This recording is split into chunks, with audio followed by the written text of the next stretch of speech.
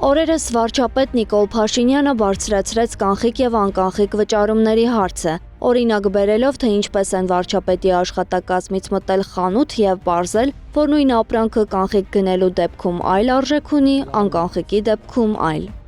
Այս կանխիկի հարցը պետք է լուծենք։ Իսկ թե ինչպես վարչապետ Նիկոլ Փաշինյանը շատ արագ է պատասխան գտնում։ Փակեք այդ խանութը։ Տնտեսագետ Հայաստան խմբակցության պատգամավոր Թադևոս Ավետիսյանը խանութներ փակելը կացնային եւ ոչ արդյունավետ եղանակ է համարում։ Դրա փոխարեն պետք է հասկանալ խնդրի պատճառները։ Առաջինը, որ իրականում փոքր բիզնեսի հարկային բեռնը բավականին բարձր եւ շատ դեպքում անտանելի, այսինքն եթե ամբողջությամբ շրջանառությունը ցույց տան հարգվեն, գիտեք այս տարվա հունվարի 1-ից շրջանառության հարկի դրույքաչափը փոքր բիզնեսի համար նաեւ առևտրի փոքր խանութների համար 9%-ից դարձավ 10%, այսինքն կրկնապատվեց։